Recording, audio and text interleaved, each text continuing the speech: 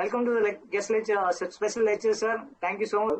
Thank you. We will be having a welcome from our dean, and then we'll go through a short introduction. Yes. Then we'll move on with the special lecture, sir. Yes. Thank you for joining us, sir. Here is our dean, sir. Good afternoon, sir. Thank you so much for joining for this lecture on a very important day like the Environment Day today. Yes.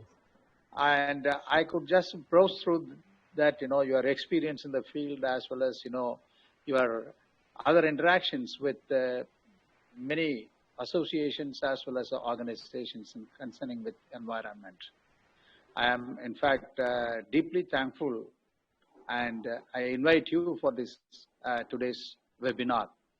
And as students, it's a young school, but at the same time, we have bright students and young teachers. And the concerns of environment today, everybody shares in the post-COVID situation, and everybody now understand that the pollution-free environment would regenerate a lot of vegetation, clean air, and other things. And I'm very happy, sir, to just introduce you, because the introduction can be given by Professor Garaj, and I would like him to introduce you, sir, properly. Thank you. Thank you, sir.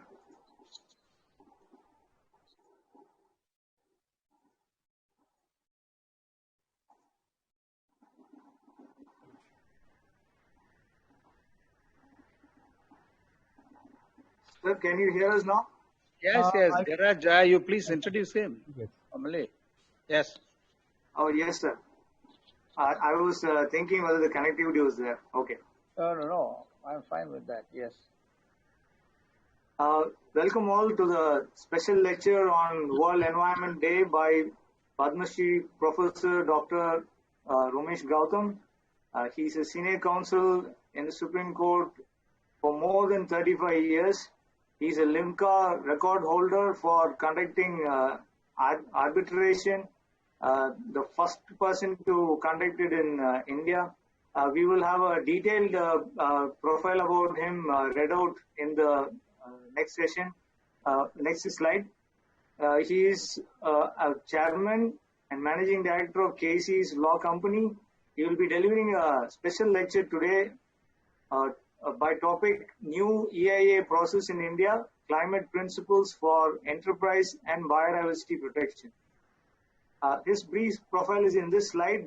We would like to go through his profile in detail.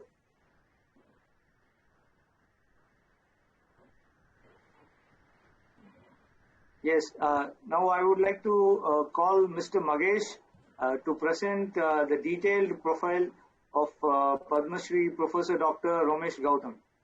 Mr. Magesh? Yes, sir. Good afternoon to one and all present here. So today, Dr. Professor Romesh Gautam, Senior Advocate, Supreme Court of India for the last more than 35 years, has been presented. So he completed his LLB, LLM and LLD PhD in law, and has also been awarded a honoris causa by 5 prestigious universities. He is a visiting professor in many universities in India and overseas.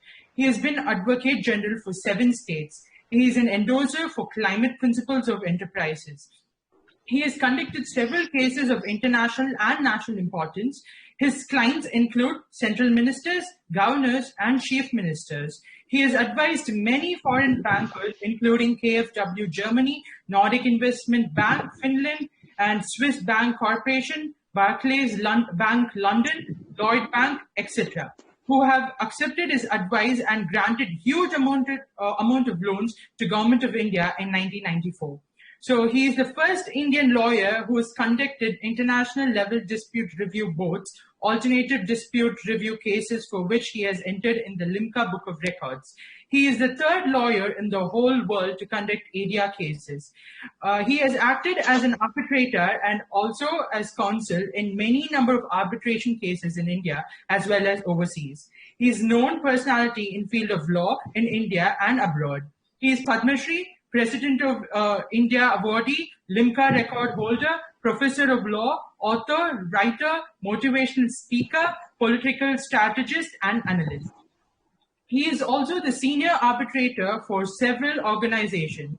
He is the Global Chairman and Director General Legal for the International Human Rights Organization, World Chairman Legal, All India Council of Human Rights, Liberties and Social Justice, Chairman Legal for Hindu Sanatan Vahini, Chairman and National Legal Advisor for ABMS, National Legal Advisor for Sri Parashuram International, Fellow and Senior Member in the Indian Council of Arbitration and Bar Association of India.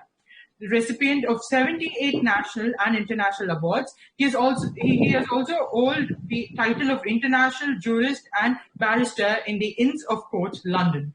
He holds awards such as Pride of Nation, Bharat Gaurav, National Law Day Award, Best Jurist, Pride of India, Delhi Ratna, Haryana Gaurav, Human Rights and Social Rights Activist. Fellow members, please join me in giving our special lecturer the most cordial of welcome. Thank you so much, Mr. Mahesh. Can we all give a round of applause for Sir? He has joined us today. Please unmute yourself. I know it is an online platform. You can unmute yourself. Let's all give a round of applause for Sir.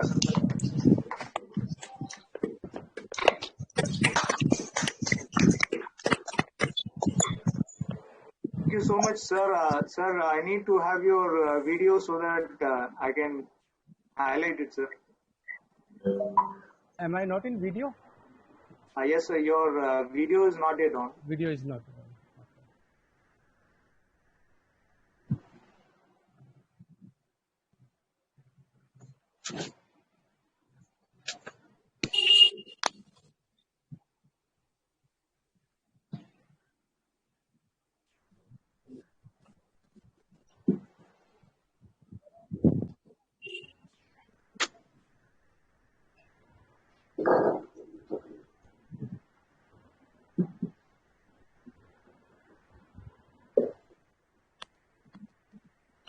Sir, probably your camera has switched over to front camera.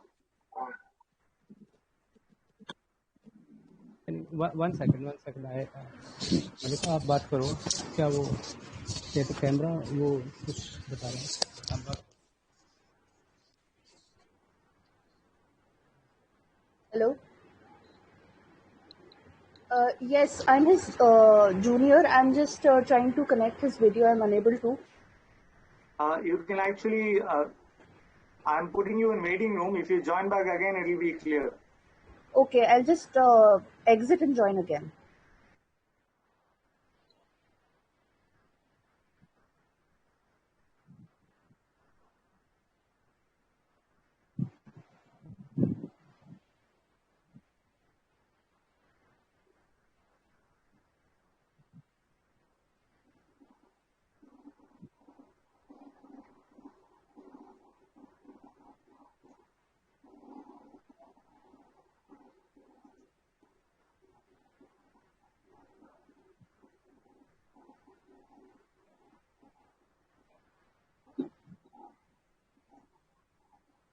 Yeah, I think that's better. Yeah. Connected now. Thank you so much.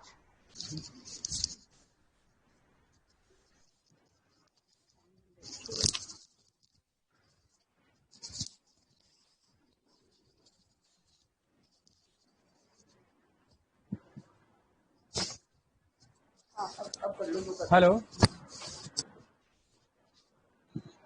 Yes. Am I visible? Not really. The video was on till now. Oh, it was on till now. Yeah, no. Yes. It's on again. Yeah. It's on again. It is okay. Yes, sir. It's okay. Am I audible Thank to you. you? Yes, sir. It's clear. Yeah. Okay.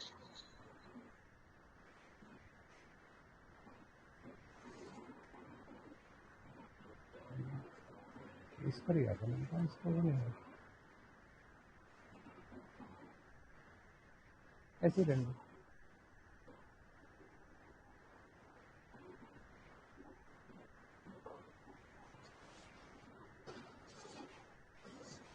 Good afternoon, everyone.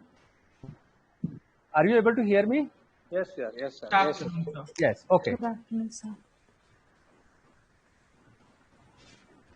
Yes, I'm here to discuss environmental impact assessment, its processes, the latest amendment, and everything there to know about it. I'll start by giving you all a brief introduction to the topic. Environment Impact Assessment, EIA, is a process of evaluating the likely environment impacts of a proposed project or development, taking into account interrelated socio-economical, cultural, human health impacts, both beneficial and adverse. UNEP defines Environmental Impact Assessment, EIA, as a tool used to identify the environmental, social, and economic impacts of a project prior to decision making. The aim to predict environmental impact at an early stage in project planning and design, find ways and means to reduce adverse impacts, shapes projects to suit the local environment, and present the predictions and options to decision makers. Environment Impact Assessment in India is a statutory backed by the Environmental Protection Act, which contains various provisions of EIA methodology and process. History of EIA in India. The Indian experience with environment impact assessment began over 20 years back.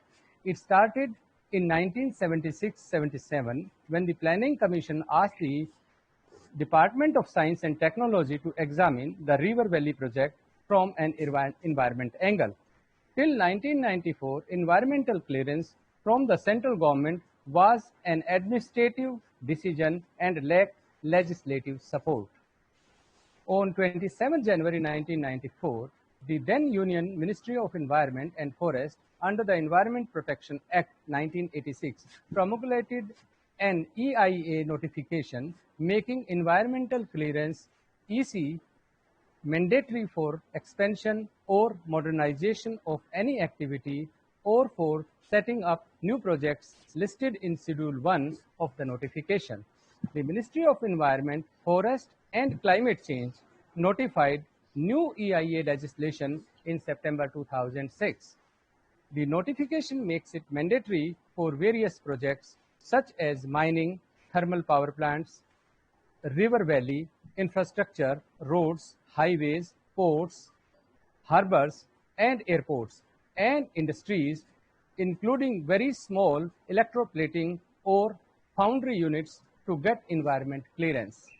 However, unlike the EIA notification of 1994, the new legislation has put the onus of clearing the projects on the state government depending on the size, capacity of the project.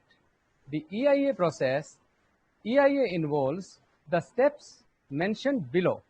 However, the EIA process is cyclical with interaction between the various steps. Screening. The project plan is screened for scale of investment, location, and type of development, and if the project needs statutory clearance. Scoping.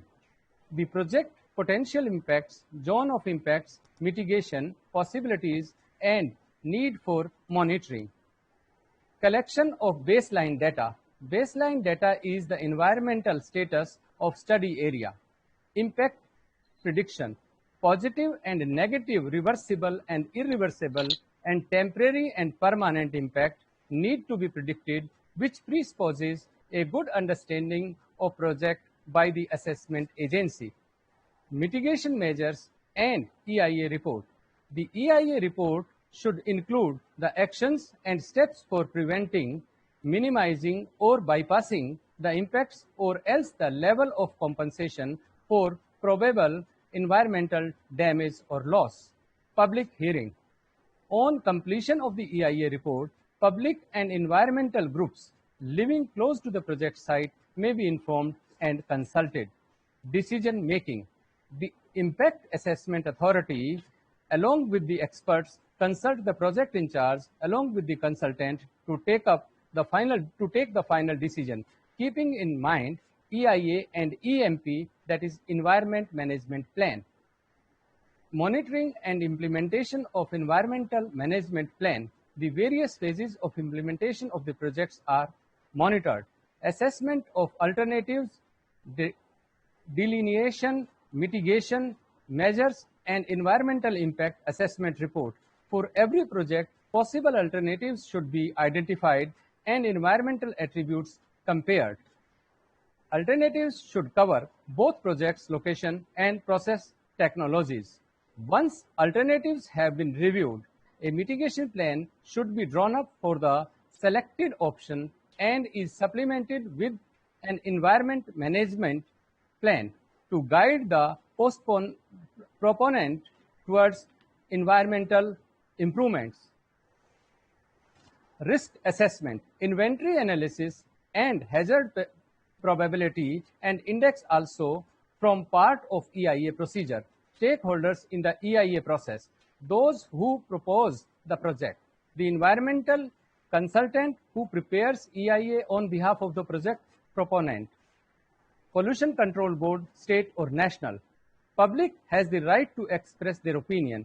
The Impact Assessment Agency, Regional Center for MOE-FCC, detailed study based on the environment impact assessment to determine the type and level of effects an existing facility is having or proposed project would have on its natural environment.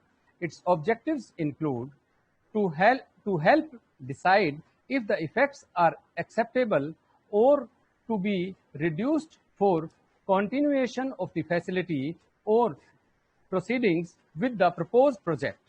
The design or implement appropriate monitoring, mitigation, and management measures. Propose acceptable alternatives and prepare an environmental impact report, EIR. The adequacy of an EIA is based on the extent to which the environmental impact can be identified, evaluated, and mitigated. The EIA notification 2020 is to replace and supersede EIA notification 2006 and the many amendments issued since then. The new draft notification contained many new provisions, several virtually rewriting rules and norms for environmental impact assessment and related approvals for project.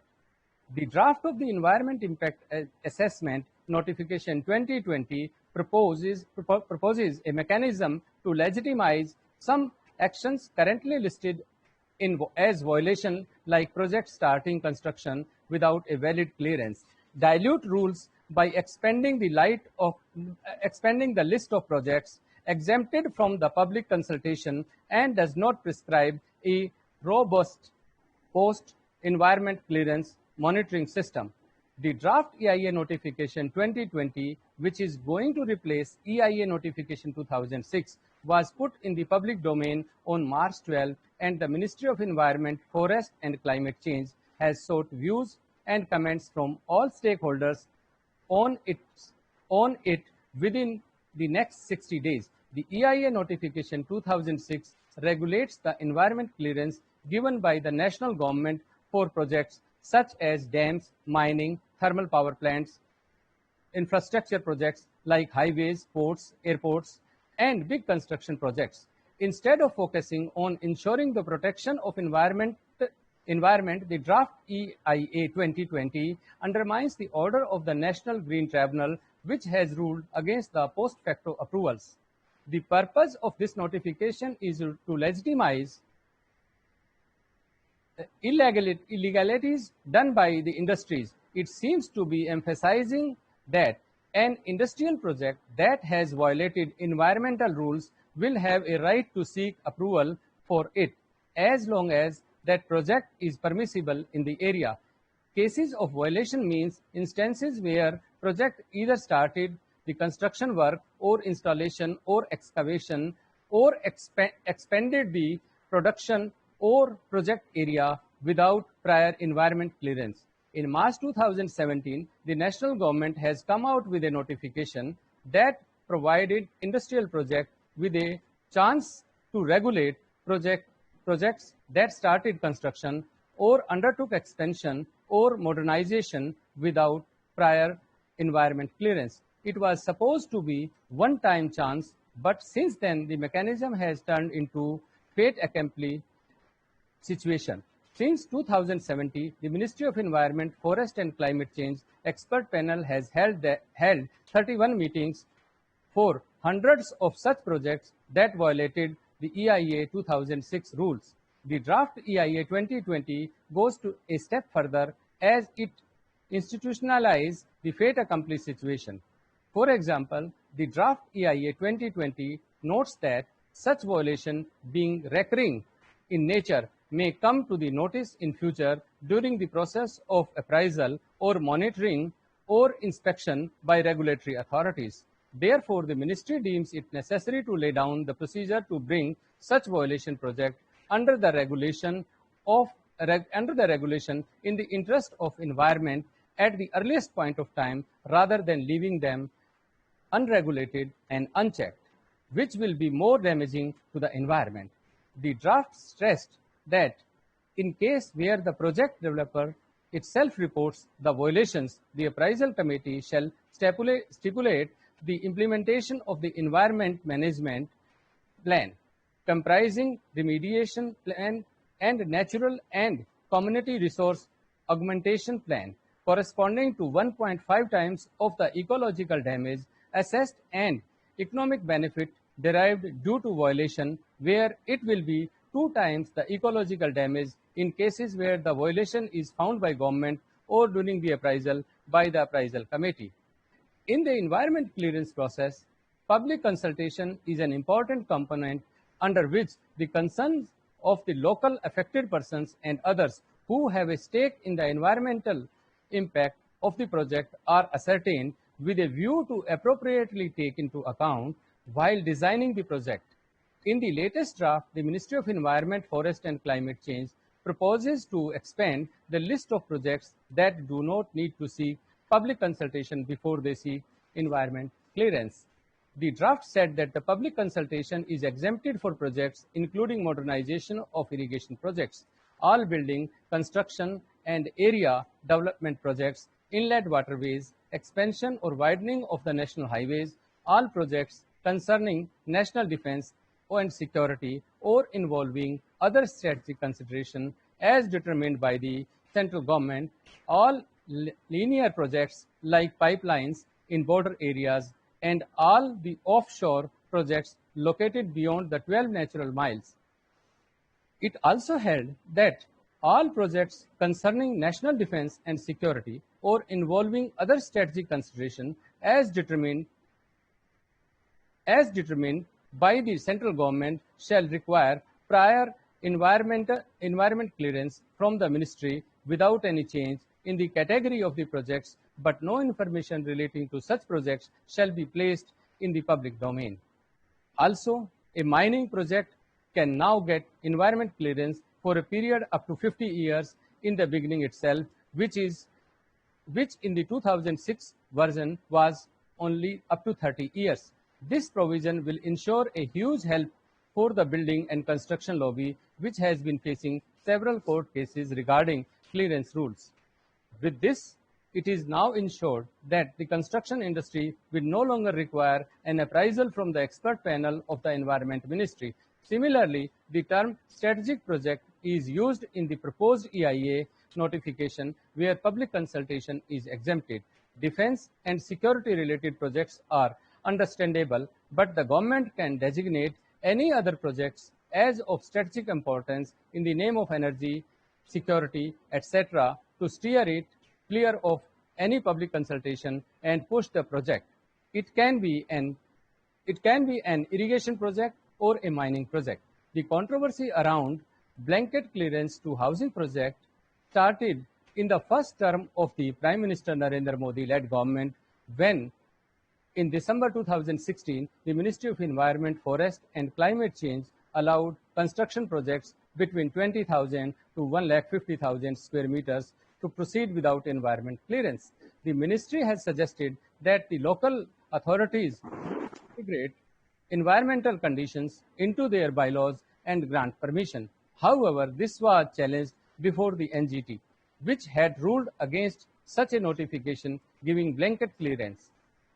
Subsequently, the ministry has been trying to bring this change. The EIA notification is considered to be an important instrument for enabling the environmental democracy through meaningful public participation. This participation is sought to be done through public consultation comprising of two components, a public hearing and inviting responses from those having a plausible stake in the environment aspect of the project. The time period under the earlier notification for conducting the hearing was 45 days.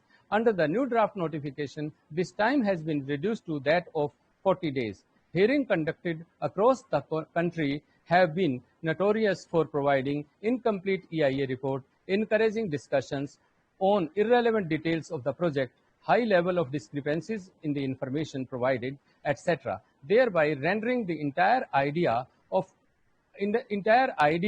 making moot. The notification does not address these deficiencies pertinent in the process of public consultation, nor does it seek to ensure the authenticity or increased reach of information that is critical for the concerned citizen to effectively participate in the process. To ensure that discourse and participation remains vital element of the environmental decision-making process, the efficiency, relevancy, and effectiveness of the steps and time period detailed under public consultation need to be revisited. The backbone of the environment clearance rules is monitoring the condition on which the projects are cleared and ensuring compliance, but here the ministry is outrightly trusting the industries whose track record does not inspire much confidence. This proposed EIA notification has no focus on ensuring compliance and monitoring of the project, while it heavily relies on self-certification by the industry. The draft notification mentions government institutions of the national repute would conduct third-party monitoring. However, there is ambiguity about these institutions. How will these be chosen? In which instances will these institutions work? This is important because the credibility of these institutions has also been questioned in several instances. The CAG report in 2016 had revealed that there were inadequacies in monitoring by the third-party agency in 201 projects. The new EIA draft is all about the case of business and ignoring the threats that the nature is giving us in the form of microorganisms. It proposes to simplify rules for expansion of projects, doing away with public hearing for many types of projects. The proposed draft, if brought into effect in the present form, it will bring disaster for the environment and ecology of the country. It will be a huge setback for the environment, ecology, wildlife, and forest as they are interconnected. In any environmental process, public hearing and consultation is an integral part which basically gives right to the locals and stakeholders to raise their voice and concern about getting affected by the probable impact of the project. It is a study of probable changes in socio-economic and biophysical characteristics of the environment that may result from proposed action. EIA represents a mean of evaluating and controlling the quality of human environment. It essentially means that we watch our actions and how big of a carbon footprint we are leaving in the world.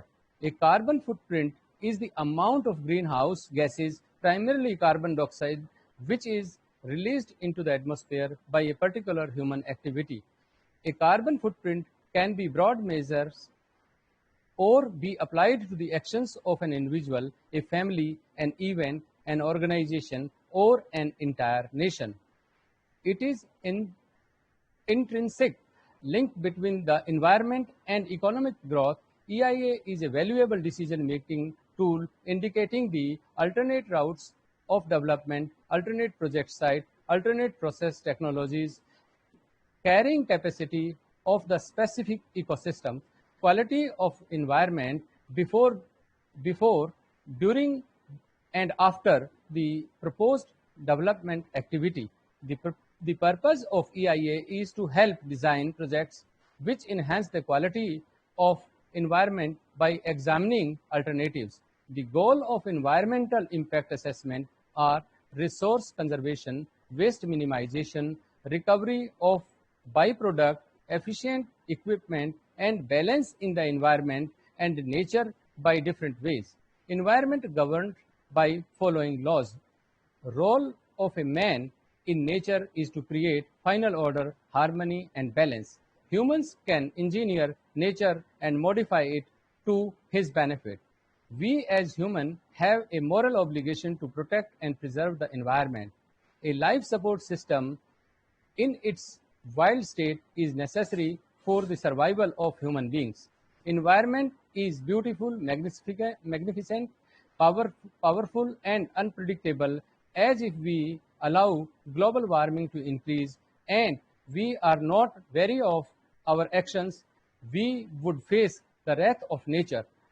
Natural calamities such as cyclone, earthquakes, tsunamis, and health calamities such as viral infection and plagues are in no longer run man-made, as the actions of human beings are directly bound to affect the nature and the environment. Two major issues important for the society are control pollution. Now, control of pollution is very necessary in order to monitor the carbon monoxide emission, which are basically depleting the ozone layer, causing harmful ultraviolet sun rays to directly attack the forest, wildlife, and even human beings. We hear so much about how various diseases spread across the world. Skin cancer is one of the things which we contribute to without monitoring our CO emission and causing the ozone layer to deplete.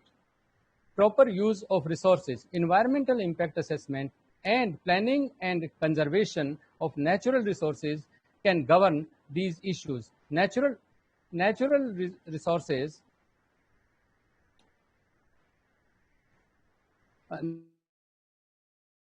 anything that comes from a natural environment. This may include anything from air, water, wood, oil, wind, energy, natural gas, iron, and coal. Environment impact can be observed on the following parameters. Many toxic gases that are emitted by us on a daily basis cause a negative impact on the quality of soil, water, and air. It is therefore important to monitor one's emission and try to reduce in order to facilitate a cleaner and greener environment. Impact on natural resources like agriculture, forest, fisheries, wildlife, tourism, natural scenery, etc. Socio-economic impact on affected human population. Impact on health, as previously discussed, the action of human beings directly impact the environment and by extension the atmosphere, further causing it to mutate. Viruses and bacteria in causes genetic mutation, which causes novel disease to spread. Impact on economy and security. Environmental impact assessment consists of 4 phases, namely organizing the job, performing the assessment, writing the environment impact, and review by EIS. Methodology of environmental impact assessment. Ignoring impact assessment can be dangerous. For example, a high dam at Aswan and Lake Nasser in Egypt was completed in 1964. There are 4 major environmental projects changing following drawbacks. High dam lacks sluices to transport sediments through the reservoir. Plankton population reduced, which is the basic food for sardines and mackerel. Snail population increased, thereby increasing the disease snail fever. Increased threat of malaria. The environmental clearance process is required for 39 types of projects and covers aspects like screening, scoping, evaluation of upcoming project. The main purpose is to assess impact of the planned project on the environment and people and to try to abate or minimize the same. The process consists of the following steps. Project proponent identifies the location of proposed plant after ensuring compliance with existing sitting guidelines. If project site does not agree with the sitting guidelines, the proponent has to identify other alternative site for the project. The project proponent then assesses if the proposed activity or project falls under the purview of environmental clearance. If it is mentioned in schedule of the notification, the proponent conducts an EIA study either directly or through a consultant. If the project falls in B category, the project goes to the state government for clearance, which further categorizes B1 and B2 projects. B2 projects do not require preparation of EIA reports. After EIA report is ready, the investor approaches the concerned State Pollution Control Board, SPCB, and the State Forest Department if the location involves use of forest land. The SPCB evaluates and assesses the quantity and quality of effluents likely to be generated by the proposed unit, as well as the efficacy of the control measures proposed by investor to meet the prescribed standard. If the SPCB is satisfied that the proposed unit will meet all the prescribed effluent and emission standard, it issues consent to establish, popularly known as NOC, which is valid for 15 years. The public hearing is mandatory step in the process of environmental clearance for certain developmental projects. This provides a legal space for people of the area to come face to face with the project proponent and the government and express their concern. The process of public hearing is conducted prior to the issue of NOC from SPCB. The district collector is the chairperson of the public hearing committee. The other member of the committee includes the official from the district development body, SPCB, Department of Environment and Forest, Taluka and Gram Panchayat, representative and senior citizen of the district, etc. The hearing committee hears the objections, suggestions from the public. After inserting certain clauses, it is passed on to the next stage of approval, Ministry of Forest and Environment. The project proponent submits an application for environmental clearance with the MOE FCC if it fails under project A category, or the state government if it falls under project B category. The application form is submitted with EIA report, EMP details of public hearing, and NOC granted by the state regulators. Environmental appraisal, the documents submitted by an investor are first scrutinized by the multidisciplinary staff functioning in the Ministry of Environment and Forest, who may also undertake site visit wherever required, interact with the investors, and hold consultations with experts on specific issues as and when necessary. After this preliminary scrutiny, the proposals are placed before the specially constituted committee of experts whose composition is specified in the EIA notification. Such committee, known as Environmental Appraisal Committee, have been constituted for each sector, such as river valley, industries, mining, and these committees meet regularly to appraise the proposal received in the ministry. In case of certain very special or controversial projects which have aroused considerable public interest, the committee may also decide to arrange for public hearing on those projects to ensure public participation in the developmental decision. Announcement of such public hearing shall be made at least 30 days before through newspapers. On the basis of the exercise described in the foregoing paragraph, the appraisal committee makes their recommendation for approval or rejection of the particular project. The recommendation of the committee are then processed in the Ministry of Environment and Forest for approval or rejection. Issue of clearance or rejection letter. When a project requires both environmental clearance as well as approval under the Forest Conservation Act 1980. Proposal for both are required to be given simultaneously to the concerned divisions of the ministry. The processing is done simultaneously for the clearance or rejection, although separate letters may be issued. If the project does not involve diversion of forest land and the case is processed only for environmental clearance. Once all the requested document and data from the project authorities are received and public hearing wherever required have been held, assessment and evaluation of the project from the government angle is completed within 90 days and the decision of the ministry shall be conveyed within 30 days thereafter. The clearance granted shall be valid for a period of 5 years for commencement of the construction or operation of the project. If we start the project, if we look at the project has to start the site selection. First is the site selection, then conduct EIA, apply for NOC, SPCB arranges public hearing, and then public proponent apply for the environment clearance, submitting the required documents, EIA report, NOC from SPCB, etc., and then it is reviewed by the Environmental Appraisal Committee, and then it is accepted. If it is accepted, then it goes through. If it is rejected, then it goes. And if changes are suggested, then we again come to the stage of conduct of EIA.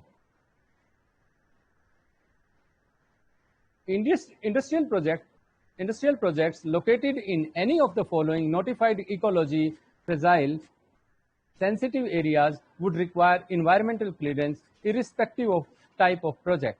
Religious and historic places, archaeological monuments, scenic areas, hill resorts, beach resorts, coastal areas rich in mangroves, corals, breeding grounds for specific species, estuaries, Gulf areas, biosphere reserves, national parks and sanctuaries, national lakes and swamps, seismic zone, tribal settlement, areas of scientific and geological interest, defense installation, especially those of security importance and sensitive to pollution control, border areas, international and airports. Public hearing. Involvement of the public hearing is one of the fundamental principles of the successful EIA process.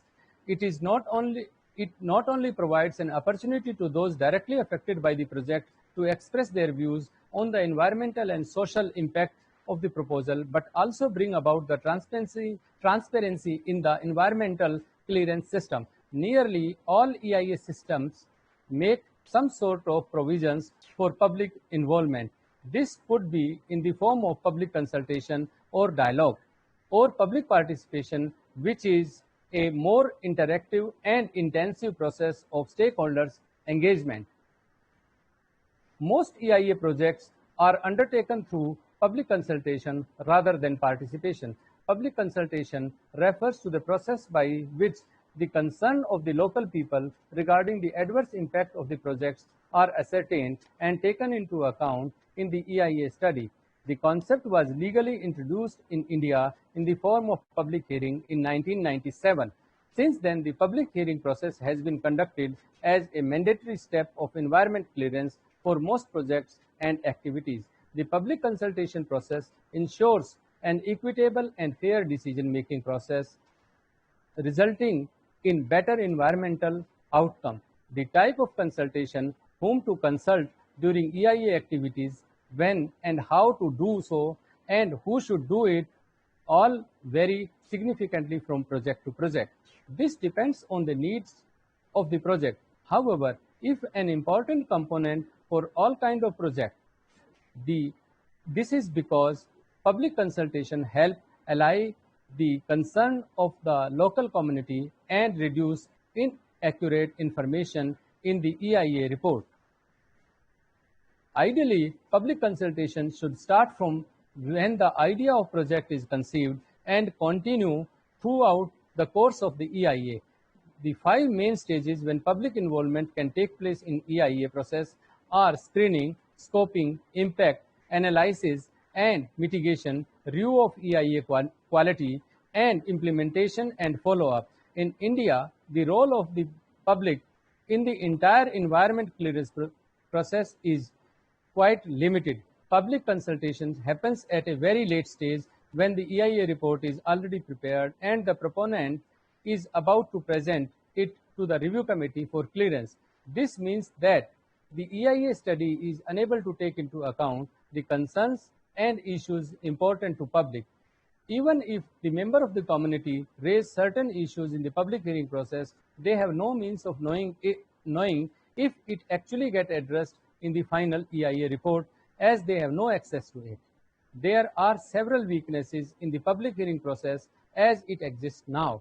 Instead of becoming a participatory forum, it is become a mere procedure. There was a chance to address some of these weaknesses in the new notification and give more teeth to the entire public hearing process. However, there is little improvement in the new notification. Instead, it has now added a provision which makes it possible to completely forego the public hearing process if the situation is not conducive for conducting hearing as felt by the local administration. This provision can be misused to further limit the role of the public in the entire process. There have been several cases in the past that have shown that the public hearing process has failed to meet its objective of effectively involving people in clearance process. Several means have been devised to keep the public away, such as poor circulation of notice, politics, etc.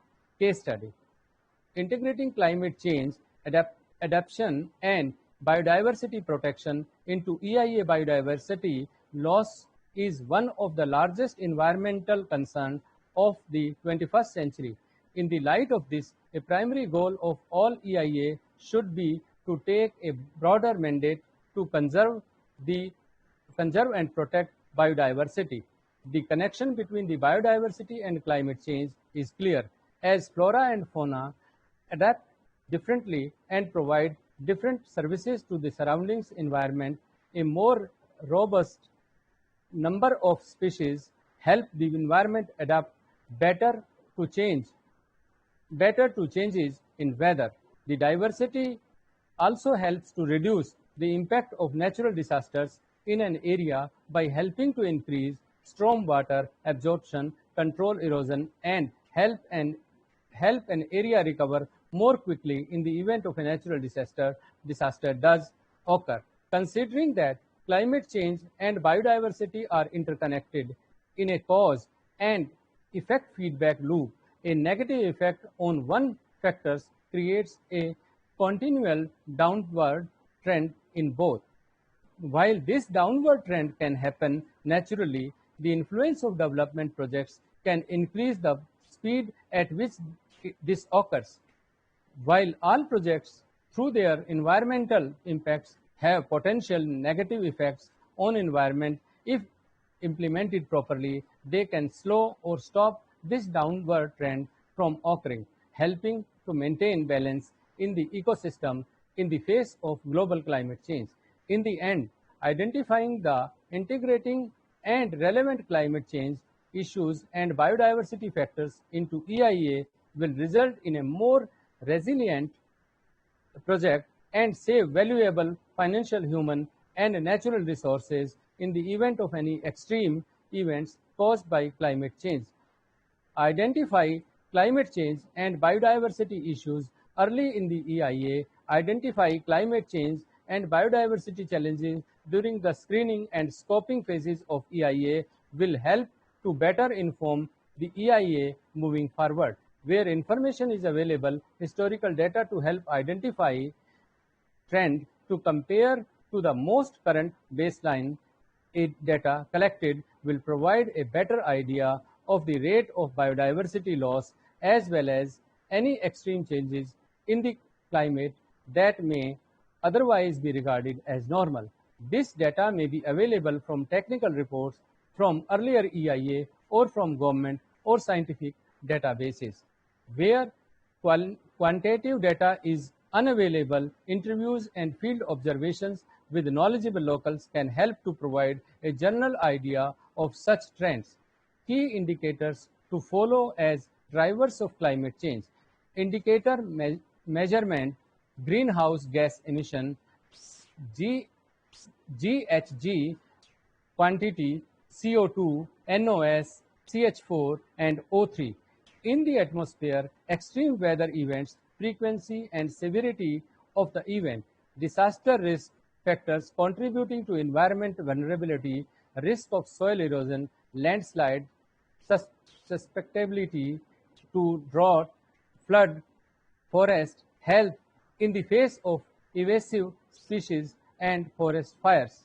Species at risk, habitat state of habitat health and population size of species, collection of assessment of baseline survey data as climate change. As the climate changes, so too will the baseline survey carried out during the screening section of EIA. This means that baseline data must be continuously updated, the potential impact reassessed based on the new information.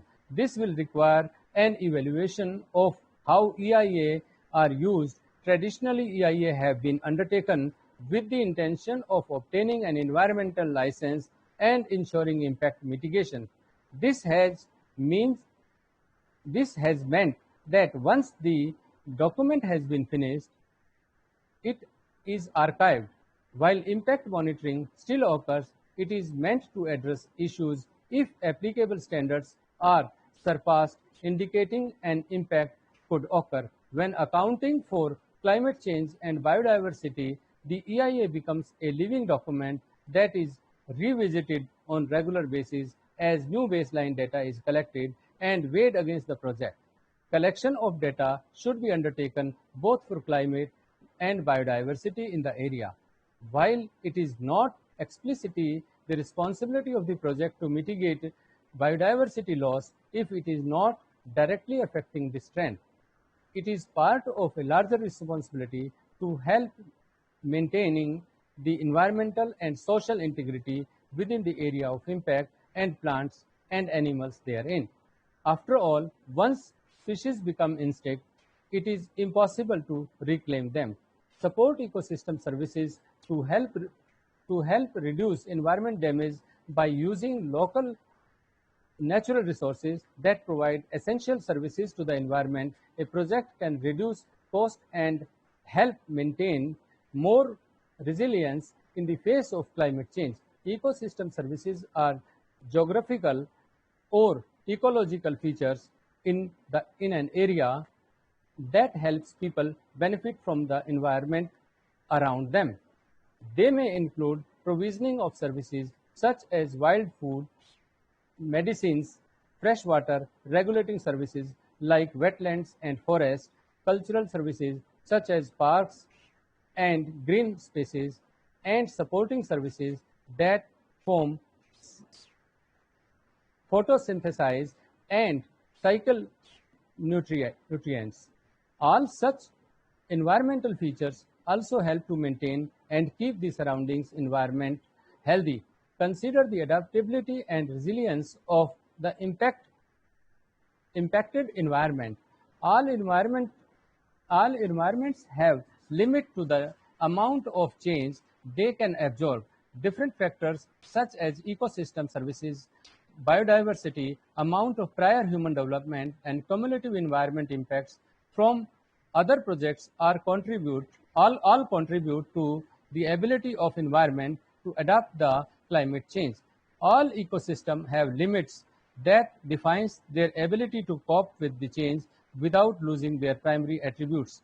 While national and international standards are appropriate to use the benchmarks for a project, environmental limits specific to the impacted area environment should be identified as the beginning of the EIA process and standard made more rigid where deemed necessary. If adaptability and resilience of the environment are important factor in assessing impact severity, then the less adaptable and resilient the environment of the impact area is, the more severe the impact will be. We recognize the benefit of an environment with diverse subset of flora and fauna species. environment are more resilient to natural disaster and changing weather pattern.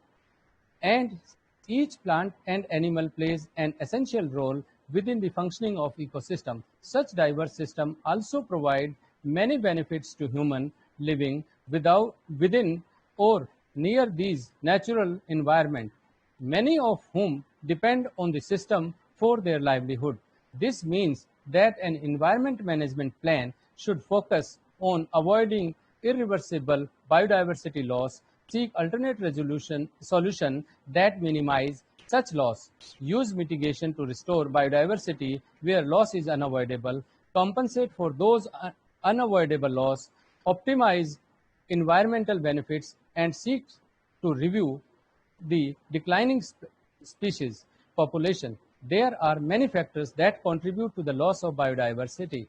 When undertaking an EIA, it should be understood how biodiversity loss occurs and ensure that EMP prioritize a strategy of no net loss biodiversity can result from habitat loss, degradation, change of ecosystem services, habitat fragmentation, creating change in natural environment that unbalances the natural order of ecosystem, man-made structure that may directly impact species, the spread of invasive alien species that can disrupt natural environment, changes in the environmental process, river flow or level erosion control, etc. Pollution introduced into the ecosystem will be in the air, water, or soil. In the end, I would like to conclude by saying that while it is a common practice to identify which population will be adversely affected by project impacts, this process should go further to determine what the cumulative effect on both project impacts and climate change will mean for such populations. Mitigation strategies should always account for cumulative effect. Finally, always work under the assumption that if insufficient information is available, EIA mitigation measures must err on the side of caution. Where uncertainty exists in that quantitative data is unavailable or unreliable to help guide the EIA, qualitative data can be collected to help and supplement what information is available. Thank you. Thank you very much.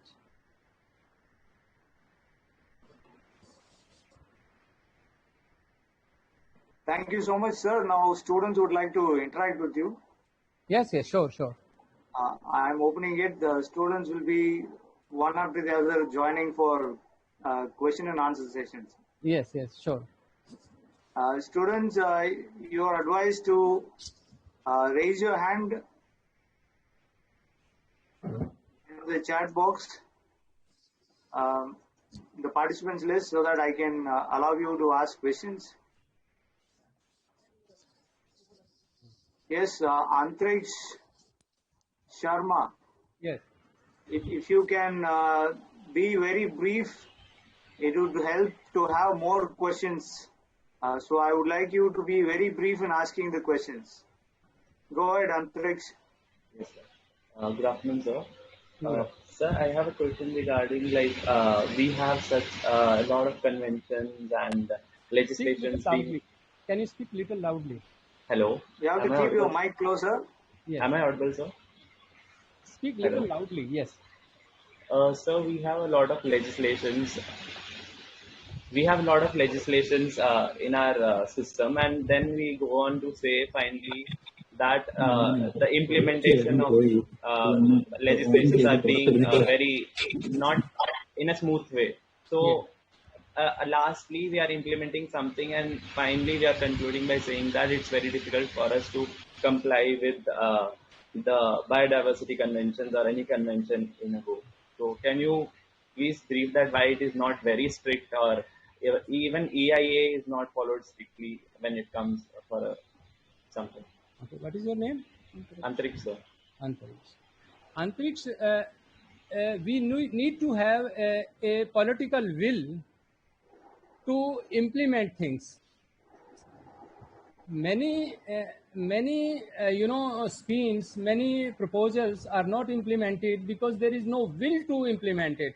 Like as I said in my lecture about the public hearing process, which can be exempted because if the environment is not conducive. So if this kind of thing will exist, then we will not be able to implement whatever notification, whatever laws come, but we have to have a will to implement.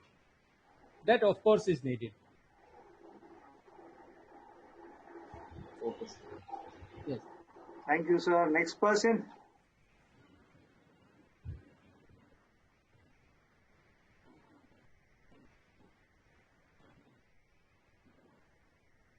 Sir, I think students will come up with questions slowly. Yeah. If you could highlight on if NGT's orders are considered, then what are the portions of this draft EA notification which would be vitiated by NGT's orders?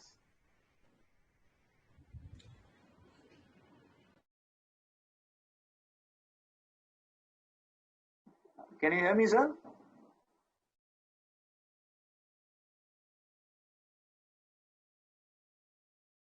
Can you hear me, sir? I think you are under mute, sir.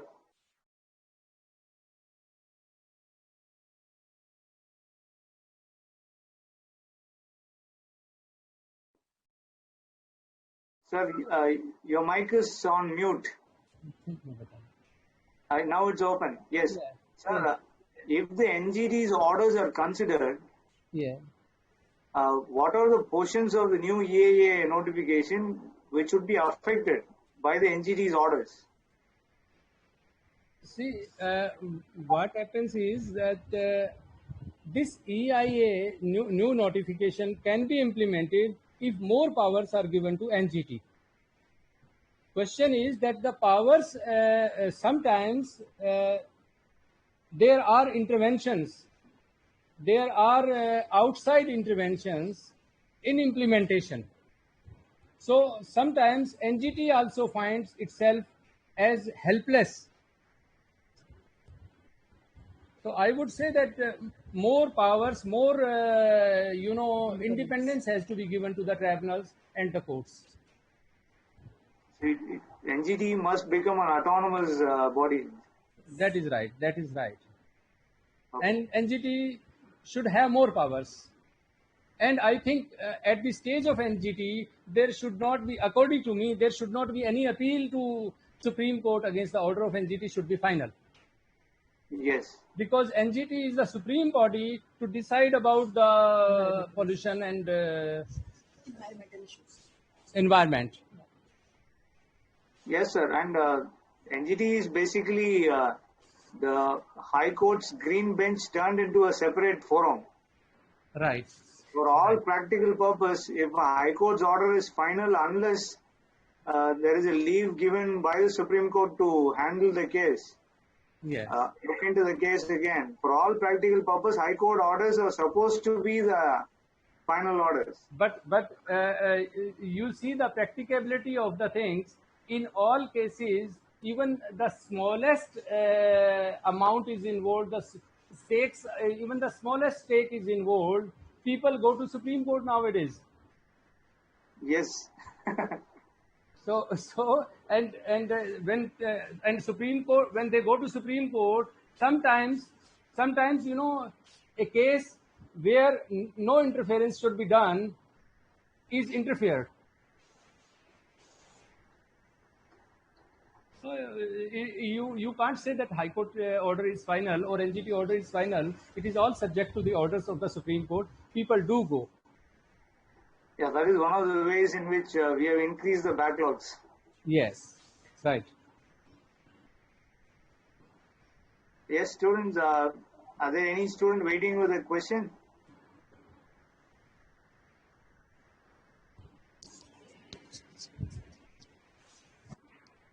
Sir, for your information, we are just now this week we are reading about this EAA draft notification.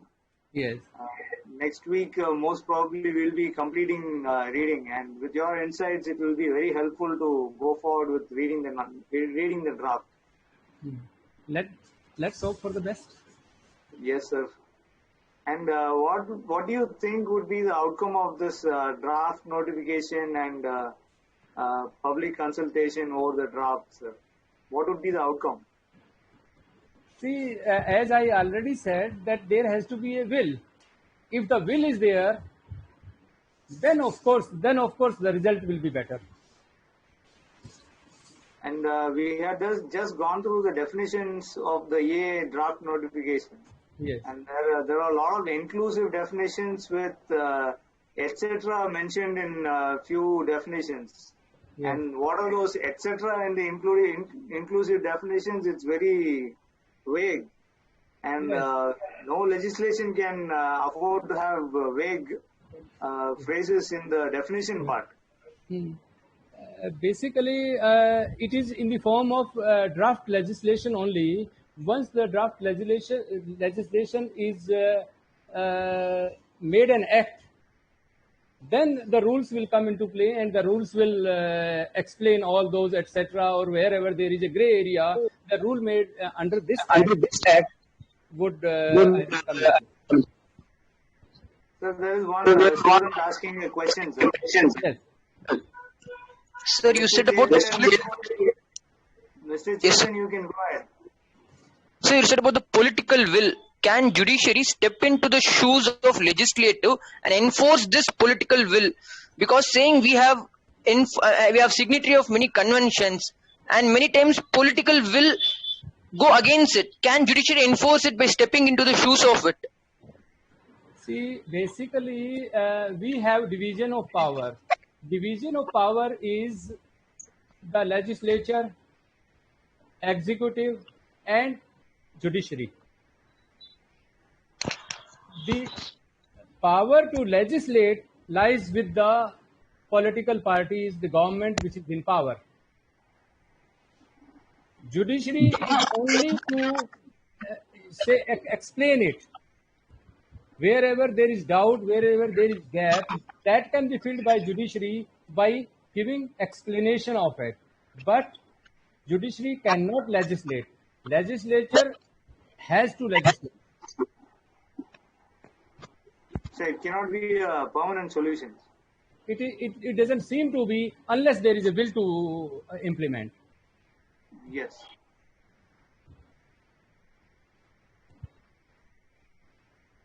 Is there any person who has not asked the question earlier? The question I gave answer was. I think in the chat box, Harish has mentioned the question. Yes, I can see that. Yes.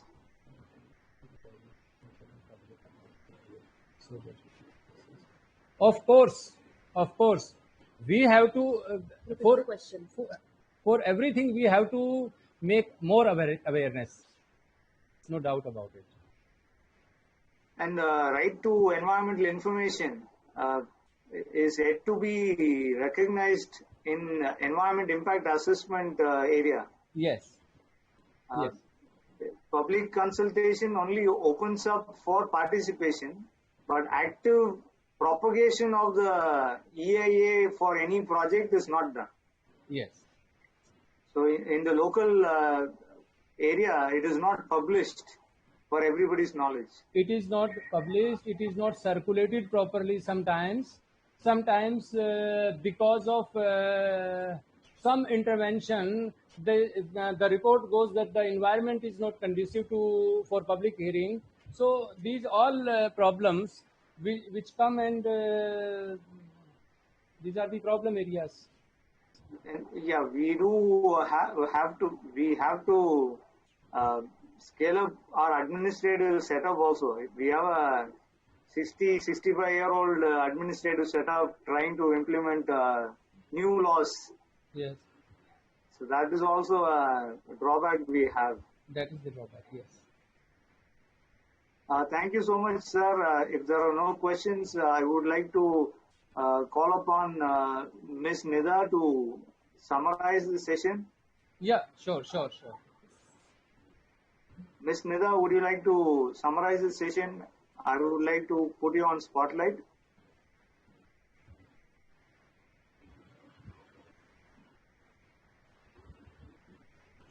Yes, Ms. Nida, you can go ahead. Yes, sir. Can you hear, sir? Yes, we can hear you.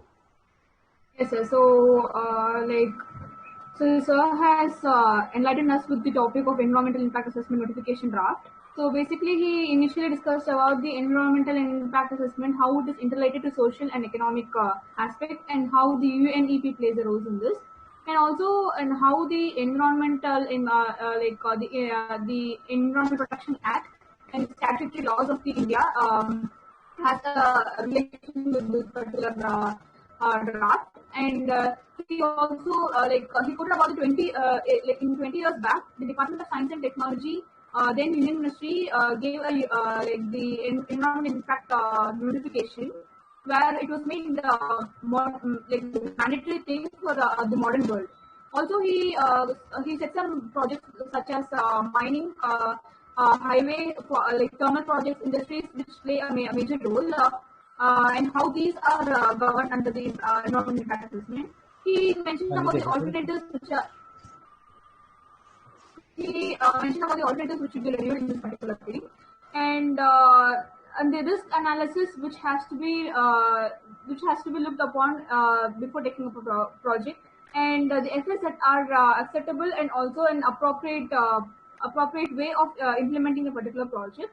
He also spoke about the impact report which must be taken before the project is actually implemented, and he spoke about this the violation plan. The stipulate violation plan has to be made before the particular assessment is evaluated.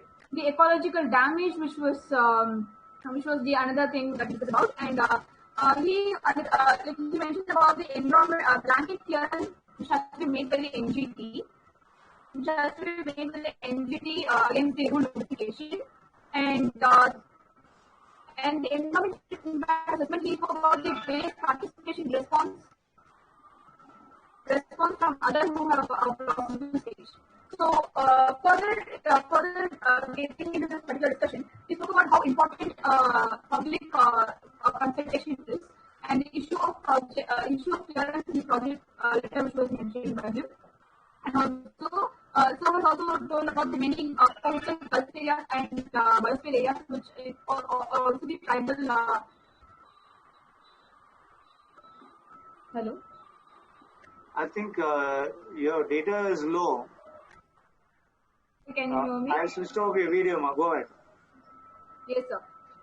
So the coastal areas, the Gulf areas, the biosphere areas, the tribal settlement, and all those were discussed by us, sir. And also the public hearing, which was made an important point in this particular environmental impact assessment, where the project is fundamentally helpful for social impact upon the public as a public awareness, and also which brings a transparency among the public regarding the notification.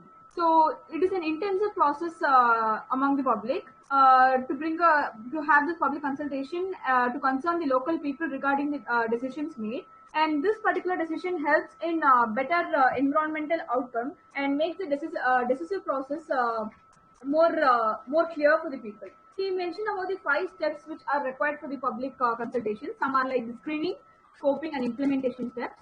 And environment impact assessment to take studies has an making this particular environment impact assessment among the public will even more lead to a better implementation of this particular act, as sir at the conclusion spoke about the will that is required for the particular implementation of the act. So effectively involving the people in clearance is one of the major things which we discussed about. And the next was the case studies regarding the climate change and the biodiversity, how the climate change and biodiversity is interconnected, the negative aspects which were there, and also the relevant issues which came up regarding the connection between the climate change and the biodiversity. So the project should be a resilient project, and which should help in preserving the natural resources was one of the major things. So the climate change indicators such as the greenhouse gases and the other information which has to be procured from the historical data was mentioned. The importance of the baseline data has to be updated by the impact management, and also the climate change must make the environmental impact assessment a legal document. The environmental impact assessment becomes a legal document in the particular baseline in the updation of the baseline survey and during the screening session. So environmental impact assessment at the beginning has to have the adaptability and resilience capacity to optimize the environmental benefits. So the habitat loss, the man-made structure destruction, and all those actually impact the natural environment. So, as the conclusion of the particular of this webinar, he enlightened us further about the common practice that must be followed in the environmental impact assessment, where which population is affected by environmental impact assessment must be known, and the project impact and climate change should be clear. Insufficient information should also be made updated to the public in a wider manner. So at the conclusion, as the further questions were raised, he cleared us about how an implementation process can be further to just by the willpower that a person possesses in the implementation and making the public aware. Thank you, sir, for the enlightenment. Thank you, sir. And the summary of your lecture shows how informative and how packed the lecture has been. The student is not able to summarize shortly, even though she is only noting down major points. Thank you so much, sir. And thank you very much. I would like to invite Ms. Shruti to give vote of thanks. Then we can sign off, sir. Thank you for spending so much time with us, sir. All right. Thank you so much. Ms. Shruti, would you like to Yes, sir. go ahead with vote of thanks? Yes, sir. Respected Padma Shri Professor Romesh Gautam, Dr. M. Gandhi, Professor Geraj, and my friends, it is my privilege to propose the vote of thanks. I, on behalf of BIT School of Law, would like to extend my very hearty vote of thanks to the speaker for gracing us with his important work regarding EIA and then sharing us an informative and an interactive session today. Thank you, sir. Thank you, Shruti. Can we all give a round of applause for sir? You can all unmute yourself. Let's have a round of applause for sir for joining us today and giving us a lecture. Thank you so much. Thank you so much, sir. We would like to invite you in person. Lockdown and things is are over. very clear. Yeah, surely.